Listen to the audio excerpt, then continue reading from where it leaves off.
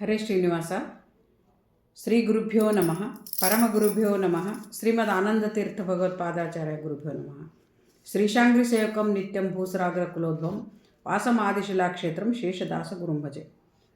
ದಾಸಕಾವ್ಯ ಚಿಂತನೆಯಲ್ಲಿ ಶ್ರೀ ಮಧುಲ್ಕಲ್ ಶೇಷದಾಸರ ಸುಳಾದಿ ಅರ್ಥಚಿಂತನೆಯನ್ನು ನಾವು ಮಾಡ್ತಾ ಇದ್ದೇವೆ ಅಂತ ಹೇಳ್ತಾ, ಮುಂದಿನ ಹೋದ ವಾರದಲ್ಲಿ ನಾವು ತ್ರಿವಿಡಿ ತಾಳವನ್ನು ನೋಡಿದ್ದೀವಿ. ಇವತ್ತು ಅಟ್ಟತಾಳವನ್ನು ನೋಡೋಣ ಅಂತ ಹೇಳ್ತಾ, ಭಕ್ತರಿಗೆ ಪಾಪದ ಕೃತ್ಯಗಳೇ ಇಲ್ಲ, ಕೃತ್ಯಗಳಿದ್ದರೂ ಲೇಪನವೇ ಇಲ್ಲ, ಕೃತ್ಯವ ಲೇಪಿಸಿ ಭೋಕ್ತವ್ಯವೇ ಇಲ್ಲ, ಭೋಕ್ತವ್ಯವಾದರೂ ನರಕಯಾತನೆ ಇಲ್ಲ. ಭಕ್ತನಾದವ ಒಂದು ದುಷ್ಕೃತ್ಯ ಮಾಡಲಾಗಿ ಉತ್ತಮರ ದೋಷ ನೀಚರುಂಬುವರು ಯುಕ್ತಿಪೂರ್ವಕವಾಗಿ ಇನಿತು ಮಾಡುವಿ.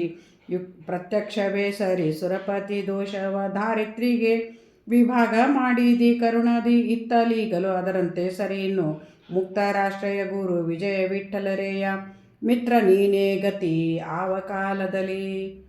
ನೋಡ್ರಿ, ಅಟ್ಟತಾಳದಲ್ಲಿ ಎಷ್ಟು ವಿಷಯಗಳನ್ನು ನಮಗೆ ದಾಸರಾಯರಿ ಒಂದು ಸುಳಾದಿಯಲ್ಲಿ ಅಡಗಿಸಿಟ್ಟಿದ್ದಾರೆ ಅಂತಂದರೆ, ಭಕ್ತನಾದವನಿಗೆ ಭಗವಂತ ಯಾವ ರೀತಿ ಏನಂತಾರೆ ಕನ್ಸೆಷನ್ ಅಂದರೆ, ಅವನು ಮಾಡಿದ ಅಪರಾಧಗಳನ್ನು ಹೆಂಗೆ ನಾವು ಭಕ್ತಾಪರಾಧ ಸಹಿಷ್ಣು ಸಂಧಿಯಲ್ಲಿ ನೋಡ್ತೀವಿ, ಕರುಣಾ ಸಂಧಿಯಲ್ಲಿ ನೋಡ್ತೀವಿ. ಭಗವಂತ ಕರುಣೆಯಿಂದ ಭಕ್ತರಿಗೆ ಎಲ್ಲರನ್ನೂ ಯದ್ಯಪಿ ಎಲ್ರಿಗೂ ಸೃಷ್ಟಿ ತಂದರೂ ಕೂಡ ಭಕ್ತರ ಮೇಲೆ ವಿಶೇಷವಾಗಿ ಅನುಗ್ರಹ ಮಾಡ್ತಾನೆ ಅಂತ ನಮಗಿಲ್ಲಿ ತೋರಿಸಿಕೊಡ್ಲಿಕ್ಕತ್ತಾರೆ. ಏನಂದರೆ, ಭಕ್ತರಿಗೆ ಪಾಪದ ಕೃತ್ಯಗಳೇ ಇಲ್ಲ. ಅಂದರೆ ಪಾಪದ ಕೃತ್ಯಗಳಿಲ್ಲ ಅಂತಂದರೆ ಕೃತ್ಯಗಳು ಮಾಡಿದ್ದು ಇದೆಯಲ್ಲ, ಅನೇಕ ಇದೆಯಲ್ಲ ಅಂತ ನಾವು ನೋಡಿದರೆ, ಭಕ್ತರಿಗೆ ಪಾಪಗಳು ಮಾಡ್ತಾರೆ ಅಂದರೆ ಅವರವರ ಪ್ರಾರಬ್ಧ ಕರ್ಮಾನುಸಾರವಾಗಿ ಮಾಡಿರ್ತಾರೆ ಹೊರತಾಗಿ ಅಲ್ಲಿ ಭಗವಂತನ ಒಂದು ನಿಮಿತ್ತ ಕೂಡ ಇರ್ತದೆ. ಭಕ್ತರು ಅಂದರೆ ಇಲ್ಲಿ ಭಕ್ತರು ಅಂದರೆ ಯಾರು ಮೊದಲು ಅದನ್ನು ತಿಳ್ಕೋಬೇಕು. ಭಕ್ತರು ಅನ್ನೋ ದೃಷ್ಟಿ ನಾವು ಭಕ್ತರಲ್ಲ, ನಾವು ಕೇವಲ ನಾವೇನಂತಂದರೆ ಕಾಮ್ಯ ಕರ್ಮಗಳನ್ನು ಮಾಡಿ ನಮ್ಮದೊಂದು ಇದು ಆಗಲಿಕ್ಕೆ ಮಾತ್ರ ನಮ್ಮ ಇಚ್ಛೆಗೋಸ್ಕರ ನಾವೇನಾದರೂ ಭಗವಂತನಿಗೆ ಒಂದು ಇದನ್ನು ಮೊರೆ ಹೋಗ್ತೇವೆ ಹೊರತಾಗಿ ಸಂಕಟ ಬಂದಾಗ ವೆಂಕಟರಮಣ ನಾವು ಬಾಕಿಯಂತೆ ನಾವು ಯಾವ ಭಕ್ತರಲ್ಲ. ನಿಷ್ಕಾಮ ಭಕ್ತಿ ಯಾರಿಗಿದೆ ಅಂತಂದರೆ ನಿರ್ನಿಮಿತ್ಯ ನಿರ್ವ್ಯಾಜ್ಯ ಯಾವುದು ಭಗವಂತನಿಂದ ಈವನ್ ಕೊನೆಗೆ ಅವರು ಮೋಕ್ಷ ಕೂಡ ಬಯಸಲಾರದಂಥವ್ರು ಇರ್ತಾರಂತ, ಅಂಥವ್ರು ಮಾತ್ರ ಭಕ್ತರು ಅಂತ ಕರೆಸ್ಕೊಳ್ತಾರೆ. ಅದಕ್ಕೆ ಇವ್ರು ಹೇಳ್ತಾರೆ ಶ್ರೀಪಾದರ, ಭಕ್ತಿ ಸುಖವೋ ರಂಗ ಮುಕ್ತಿ ಸುಖವೋ, ಭಕ್ತಿಯಲ್ಲಿದ್ದ ಉದ್ರೇಕ ಮುಕ್ತಿಯಲ್ಲಿಲ್ಲ, ಅದಕ್ಕಾಗಿ ಭಕ್ತಿ ಶ್ರೇಷ್ಠ ಅಂತ ಹೇಳ್ತಾರೆ. ಅಂದರೆ ಭಗವಂತನಲ್ಲಿ ಭಕ್ತಿ ಮಾಡಬೇಕಾದ್ರೆ ಮಾತಾ ಪಿತೃ ಮನೆ ಮಾಡಿದ ಎಲ್ಲದರಲ್ಲಿ ನಾವು ವೈರಾಗ್ಯವನ್ನು ತಾಳಬೇಕು ಅಥವಾ ಸಮರ್ಪಣಾ ಭಾವ ಇರಬೇಕು. ಎರಡೂ ಬರಬೇಕು ನಮ್ಮ ಹತ್ರ. ನಮ್ಮಲ್ಲಿರುವ ದೋಷ ನಿವೃತ್ತಿ ಆಗಬೇಕಾದ್ರೆ ಭಗವಂತನ ಗುಣಗಳನ್ನು ತಿಳ್ಕೊಂಡು ಭಗವಂತನಿಗೆ ಪ್ರೀತಿಕರವಾದ ವಿಷಯಗಳನ್ನು ಮಾಡಬೇಕು. ದಯಾ ಧರ್ಮ ಅನೇಕ ಭಾಗವತ ಧರ್ಮಗಳನ್ನು ಹೇಳಿದಂಥ ಒಂದು ವಿಷಯಗಳನ್ನು ನಾವು ಅಳವಡಿಸ್ಕೋಬೇಕಾಗ್ತದೆ.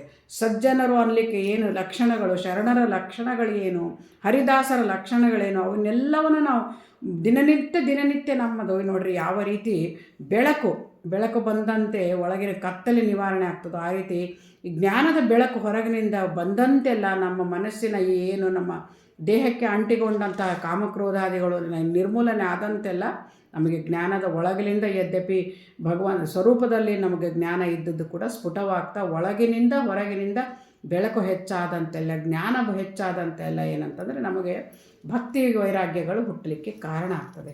ಅದಕ್ಕಾಗಿ ಜ್ಞಾನದಿಂದ ನಾವು ಭಗವಂತನನ್ನು ತಿಳಿಲಿಕ್ಕೆ ಪ್ರಯತ್ನ ಮಾಡಬೇಕು. ಅದಕ್ಕೆ ಭಕ್ತರಿಗೆ ಪಾಪದ ಕೃತ್ಯಗಳ ಲೇಪ ಇಲ್ಲ. ಯಾಕೆ ಅಂದರೆ ಅವರು ಭಗವಂತನನ್ನು ಯಥಾರ್ಥವಾಗಿ ತಿಳಿದವರು, ಭಗವಂತನಿಗೆ ಸರ್ವ ಸಮರ್ಪಣೆಯನ್ನು ಮಾಡಿದವರು.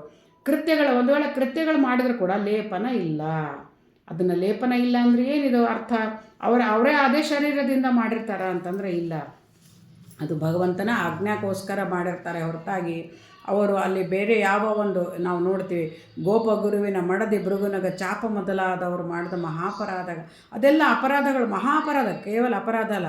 ಅವನು ಕೂಡ ಎಣಿಸ್ಲಿಲ್ಲ ಭಗವಂತ.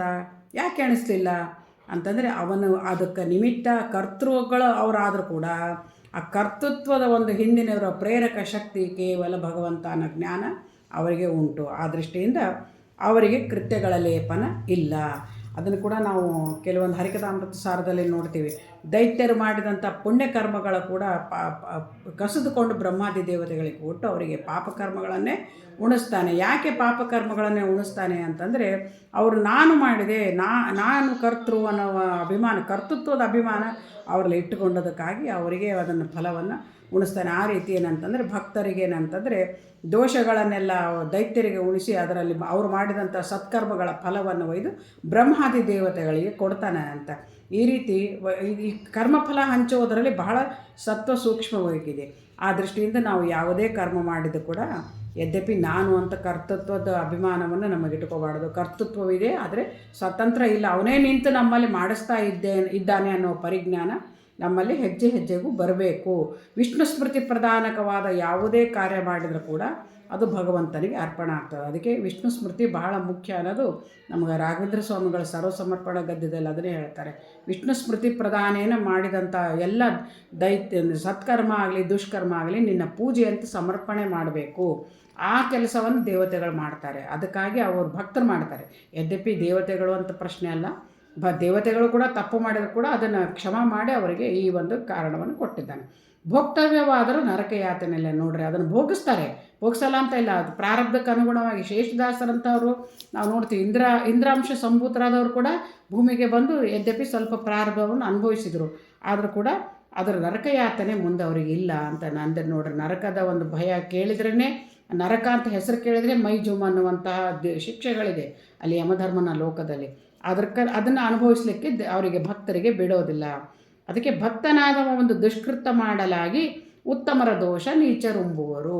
ನೋಡ್ರಿ, ಇದನ್ನು ಕೂಡ ನಮಗೆ ಹೇಳ್ತಾ ಇದ್ದಾರೆ. ನಮ್ಮೊಳಗೆ ಭಕ್ತರ ದೇಹದೊಳಗಿರುವಂತಹ ದೈತ್ಯಾದಿಗಳು ಮಾಡಿದಂಥ ದೈತ್ಯರ ಕೆಟ್ಟ ಕರ್ಮ ಏನಿರ್ತದೆ ಅದು ಭಕ್ತರಿಗೆ ಉಣಿಸಲಾರದೆ ಅದನ್ನೇನಂತಂದರೆ ಆ ದೋಷವನ್ನು ಅಂತಹ ದೈತ್ಯರ ನೀಚರು, ಉತ್ತಮರ ದೋಷ ಅಂದರೆ ಭಕ್ತರಾದವರು, ಉತ್ತಮರು ಅಂದರೆ ಮಾನುಷ್ಯೋತ್ತಮರು, ದೇವತೆಗಳಿಂದ ಹಿಡ್ಕೊಂಡು ಮಾನುಷ್ಯೋತ್ತಮರವರೆಗೆ ಮುಕ್ತಿಯೋಗ್ಯರು ಯಾರಿದ್ದಾರೋ ಅವರು ಮಾಡಿದಂಥ ದೋಷಗಳನ್ನೇನಂದ್ರೆ ನೀಚರಿಗೆ ಹಂಚಿಕೊಟ್ಟು ಬಿಡ್ತಾನಂತೆ. ನೀಚರಿಗೆ ಹಂಚಿಕೊಟ್ಟು ಉತ್ತಮರನ್ನು ತನ್ನ ಒಂದು ಲೋಕದಲ್ಲಿ ಇಡಲಿಕ್ಕೆ ಈ ರೀತಿ ಯುಕ್ತಿಪೂರ್ವಕವಾಗಿ ಇನ್ನಿತು ಮಾಡಿವೆ. ಈ ರೀತಿ ಒಂದು ಉಪಾಯದಿಂದ ನೀನು ಈ ರೀತಿ ಮಾಡಿ ಭಕ್ತರನ್ನು ಸಂರಕ್ಷಣೆ ಮಾಡ್ತೀವಿ. ಇದು ಪ್ರತ್ಯಕ್ಷವೇ ಸರಿ. ಇದಕ್ಕೆ ಪ್ರತ್ಯಕ್ಷ ಒಂದು ದೃಷ್ಟಾಂತ ಕೂಡ ಇಲ್ಲಿ ನಮಗೆ ದಾಸರಾಯರು ತಿಳಿಸ್ತಾ ಇದ್ದಾರೆ. ಸುರಪತಿ ದೋಷವ ಧಾರಿತ್ರಿಗೆ ವಿಭಾಗ ಮಾಡಿದೆ ಅಂದರೆ ಬ್ರಹ್ಮಹತ್ಯಾ ದೋಷ, ಬ್ರಾಹ್ಮಣನ ಹತ್ಯ, ವೃತ್ರಾಸುರನಂಥ ರಾಕ್ಷಸ ವಧೆ ಅಂದರೆ ವಿಶ್ವರೂಪಾಚಾರ್ಯರನ್ನು ಇಂದ್ರ ಏನಂತಂದರೆ ಸಂಹಾರ ಮಾಡಿದ. ಅಂದರೆ ಗುರು, ಒಂದು ರೀತಿ ಗುರು ಹಾಗೂ ಬ್ರಾಹ್ಮಣ ಎರಡೂ ರೀತಿಯಿಂದ ನಾರಾಯಣ ವರ್ಮವನ್ನು ಬೋಧಿಸಿ ದೈತ್ಯರ ವಿರುದ್ಧ ಹೋರಾಡಲಿಕ್ಕೆ ದೇವತೆಗಳಿಗೆ ಇಂದ್ರನಿಗೆ ಶಕ್ತಿಯನ್ನು ತಂದುಕೊಟ್ಟಂತಹ ವಿಶ್ವರೂಪಾಚಾರ್ಯರನ್ನೇ ಶಿರಚ್ಛೇದನ ಮಾಡಿದ. ಯಾಕೆ ಅಂದರೆ ಅವನು ಹವಿಸ್ಸುಗಳನ್ನು, ಯಜ್ಞದ ಹವಿಸ್ಸನ್ನು ದೈತ್ಯರಿಗೆ ಕೂಡ ಒಂದು ಭಾಗ ಕೊಡ್ತಾ ಇದ್ದ ಅನ್ನೋ ದೃಷ್ಟಿಯಿಂದ ಅದು ತಪ್ಪು ಅನ್ನೋದರಿಂದ ಅವನು ಶಿರಚ್ಛೇದನ ಮಾಡಿದ್ದ. ಅದನ್ನು ಏನು ಮಾಡಿದ, ಅವಾಗ ಬ್ರಹ್ಮಹತ್ಯೆ ದೋಷ ಇಂದ್ರನಿಗೆ ತಟ್ಟಿತು. ಆ ಬ್ರಹ್ಮಹತ್ಯೆ ದೋಷ ಅವನಿಗೆ ಕಾಡಲಿಕ್ಕಾಗಿ ಅದನ್ನು ಏನು ಮಾಡಿದ, ಪ್ರತ್ಯಕ್ಷವೇ ಸುರಪತಿ. ಇದು ಒಂದು ದೃಷ್ಟಾಂತ ಅಥವಾ ಇದು ನಮಗೆ ಕಣ್ಣಿಗೆ ಭಾಗವತದಲ್ಲಿ ಕಾಣಿಸ್ತಾ ಇದೆ.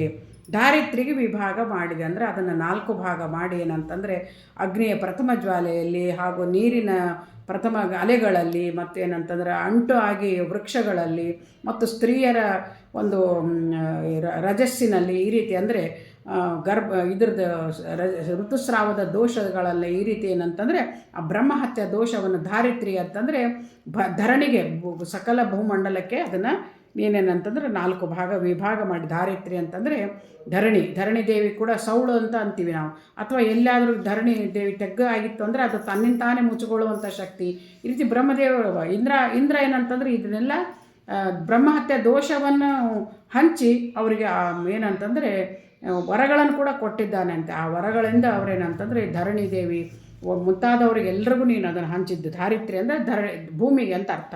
ಭೂಮಿಗೆ ವಿಭಾಗ ಮಾಡಿದೆ ಕರುಣದೆ. ಈ ರೀತಿ ನೀನೇನಂದರೆ ಕರುಣೆಯಿಂದ ಬ್ರಹ್ಮಹತ್ಯೆ ದೋಷ ಇಂದ್ರನಿಗೆ ಬಂದಂಥ ಅಂದರೆ ಉತ್ತಮ ದೇವತೆ ಇಂದ್ರ ಅಂತ ಅದು ಅವನು ಯಾಕೆ ಮಾಡಿದ ಅಂತಂದರೆ ಇವು ಒಂದು ಭಗವಂತನ ನಿಮಿತ್ತಕ್ಕೋಸ್ಕರ. ಚಿತ್ರಕೇತು ಮಹಾರಾಜ ಯದ್ಯಪಿ ವಿಶ್ವರೂಪಾಚಾರ್ಯರ ಒಳಗಿರುವಂಥ ವೃತ್ರಾಸುರ ಅವನೇನಂತಂದರೆ ಚಿತ್ರಕೇತು ಅನ್ನುವ ಒಂದು ಗಂಧರ್ವ ಪರಮ ಭಕ್ತ.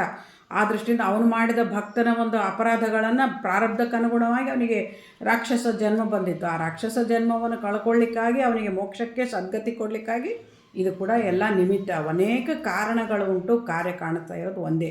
ಆ ದೃಷ್ಟಿಯಿಂದ ನಾವು ಬೇರೆ ಬೇರೆ ಬೇರೆ ವಿಭಾಗದಿಂದ ಭಗವಂತನ ಒಂದು ಗುಣರೂಪ ಕ್ರಿಯೆಗಳು ಲೀಲೆಗಳನ್ನು ಚಿಂತನೆ ಮಾಡಿದಾಗ ಮಾತ್ರ ನಮಗೆ ಈ ಒಂದು ಅರ್ಥಗಳಾಗಲಿಕ್ಕೆ ಉಂಟು. ಆ ದೃಷ್ಟಿಯಿಂದ ಸುಳಾದಿಯಲ್ಲಿ ಅನೇಕ ಸುಳುವಿನ ಹಾದಿಗಳ ಭಗವಂತನ ವಿಷಯಕವಾಗಿ ನಮಗೆ ಕೊಟ್ಟಿದ್ದಾರೆ ಅಂತ ಹೇಳ್ತಾ ಇಲ್ಲೇನಂತಂದ್ರೆ ಇತ್ತಲಿ ಈಗ ಈ ರೀತಿ ಅದರಂತೆ ನೀನು ಮಾಡ್ತಾ ಇದ್ದೀಯಲ್ಲ, ಅದಕ್ಕೆ ಮುಕ್ತರಾಶ್ರಯ ಗುರು ವಿಜಯ ವಿಠ್ಠಲರೇಯ ಮಿತ್ರ ನೀನೇ ಗತಿ ಆವ ಕಾಲದಲ್ಲಿ. ನೋಡ್ರಿ, ಮುಕ್ತರ ಆಶ್ರಯ ಅಂತಂದ್ರೆ ಮುಕ್ತರಿಗೆ ಕೂಡ ಆಶ್ರಯಭೂತ. ಮುಕ್ತರಾದ ಮೇಲೆ ನಮಗೆ ಏನು ಭಗವಂತನ ಇದು ಇಲ್ಲ, ಯಾವ ಒಂದು ನಮ್ಮ ಮೇಲೆ ಬಂಧ ಇಲ್ಲ ಅಂತ ತಿಳಿಯಬಾರ್ದು. ಅಷ್ಟಕರ್ತೃತ್ವಗಳು ಅಲ್ಲಿಯೂ ಉಂಟು ಅನ್ನೋದನ್ನು, ಅದಕ್ಕೆ ಮುಕ್ತರಿಗೆ ಕೂಡ ಆಶ್ರಯದಾಯಕನಾದ ಸ್ವಾಮಿ ನೀನು, ಮಿತ್ರ ನೀನೇ, ಯಾವತ್ತಿಗೂ ನೀನೇ, ಎಲ್ಲರಿಗಿಂತ ನೀನೇನಂತಂದ್ರೆ ಆತ್ಮ ಅಂತ ಕರೆಸ್ಕೊಂಡು ನಮ್ಮ ಜೊತೆಗೆ ಇದ್ದಂತಹ ನೀನು ನಮ್ಮ ಪರಮ ಮಿತ್ರ ಅಂತ ಪರಮ ಮಿತ್ರತ್ವದ ಒಂದು ಭಾವವನ್ನು ಜೀವಿಗೆ ಭಗವಂತನಿಗಿರುವ ಅವಿನಾಭಾವ ಸಂಬಂಧ, ಈಶದಾಸ ಸಂಬಂಧವನ್ನು ತಿಳಿಸ್ತಾ ಗುರು ವಿಜಯ ವಿಠ್ಠಲರೇಯರು ಅಟ್ಟತಾಳವನ್ನು ಮುಗಿಸಿದ್ದಾರೆ ಅಂತ ಹೇಳ್ತಾ ಈ ನನ್ನ 4 ನುಡಿ ನಮನಗಳನ್ನು ಶೇಷದಾಸ ಗುರು ಅಂತರ್ಗತ ಭಾರತೀ ರಮಣ ಮುಖ್ಯ ಪ್ರಾಣ ಅಂತರ್ಗತ ಶ್ರೀಕೃಷ್ಣಾರ್ಪಣಮಸ್ತು. ಹರೇ ಶ್ರೀನಿವಾಸ. ಗುರು ರಾಘವೇಂದ್ರ.